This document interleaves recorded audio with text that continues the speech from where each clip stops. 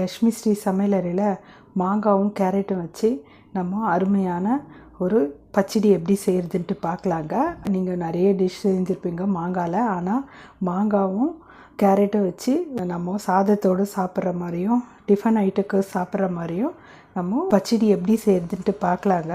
நான் வந்து ஒரு கப்பு கேரட் எடுத்துருக்கேங்க. ஒரு கேரட் எடுத்து நம்ம தோலெல்லாம் சீவிட்டு நல்லா கழுவிட்டு நான் ரவுண்ட் துண்டாக கட் பண்ணி வச்சுருக்கேங்க. அதே போல் ஒரு மாங்காய் எடுத்துகிட்டு நம்ம ஒரு பக்கம் எடுத்தால் போதுங்க. மாங்காய் வந்து தோலெல்லாம் சீவ வேணாங்க. இந்த மாதிரி சின்னதாக நம்ம கட் பண்ணி எடுத்துக்கலாங்க. கொஞ்சோண்டு பூண்டு எடுத்து வச்சுருக்கோங்க. நம்ம மிக்ஸி ஜார் எடுத்துக்கணுங்க. இப்போ வந்து நம்ம கேரட் வந்து ஒரு கப்பு எடுத்து வச்சுக்கோங்க. பாருங்கள், ஒரு கப்பு போட்டுக்கலாம். பாருங்கள், பூண்டு எடுத்துருக்கேன். நான் தோல் உரிக்காது போட்டிருக்கேங்க. நீங்கள் ஒன்றா தோல் ஒன்றா கூட உரிச்சிக்கோங்க.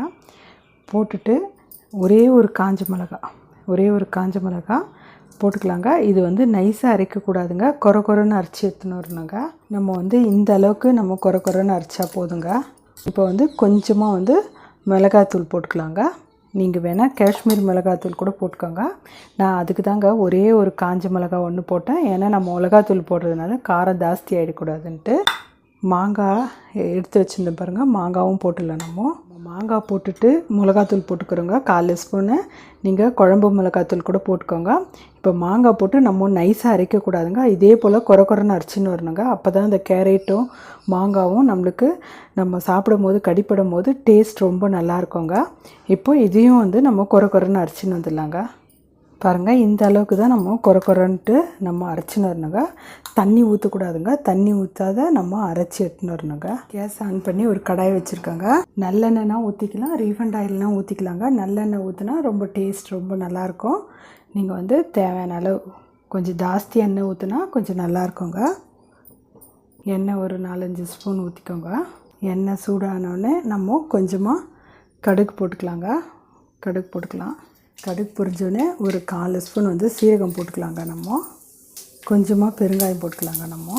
நம்ம வந்து இந்த கேரட்டு வச்சுருந்தோம் பாருங்கள், அரைச்சி மிக்சியில் அது போட்டுக்கலாம். நம்ம நல்லா கலக்கி விடலாங்க. நல்லா இந்த எண்ணெயிலே வந்து நல்லா வதங்கி வரணுங்க. இந்த ஸ்டேஜில் 2 காஞ்ச மிளகா நம்ம கிள்ளி போட்டுக்கலாம். இப்போ வந்து நம்ம கொஞ்சமாக உப்பு போட்டுக்கலாங்க. உப்பு போடல நம்ம முதலே பாருங்கள். கொஞ்சமாக உப்பு போட்டு ஒரு 1/4 ஸ்பூன் போட்டுக்கோங்க. இப்போ வந்து கொஞ்சம் கறிவேப்பிலை போட்டுக்கலாங்க. நம்ம ஸ்லோவாக வச்சு நம்ம செய்யணுங்க. நல்லா வதக விடணுங்க. டேஸ்ட் வந்து ரொம்ப நல்லா இருக்குங்க. நம்ம இந்த ஸ்டேஜில் வந்து நம்ம காரம் உப்புலாம் செக் பண்ணிக்கலாங்க. நம்ம நல்லா வதக்கணுங்க. இப்போ எண்ணெய் பத்தலைனா கூட நீங்கள் கொஞ்சமாக ஒரு ஸ்பூன் ஊற்றிக்கோங்க.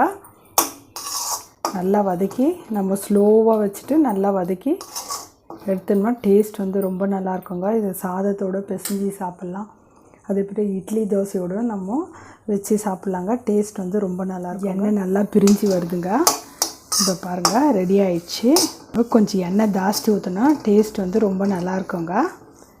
பாருங்கள், நல்லா வந்து சுருண்டு வந்துடுச்சு. இப்போ வந்து நம்ம கேஸ் ஆஃப் பண்ணிடலாங்க. அவ்வளோதாங்க, ரெடி ஆயிடுச்சு. 2 நாளானாலும் கெட்டு போகாதுங்க.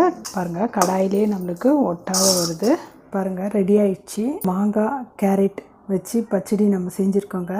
டேஸ்ட் வந்து ரொம்ப நல்லாயிருக்குங்க. நம்ம வந்து நல்லா எண்ணெய் ஊற்றி செஞ்சோம்னா நம்ம 2-3 நாள் கூட வச்சுருக்கலாங்க.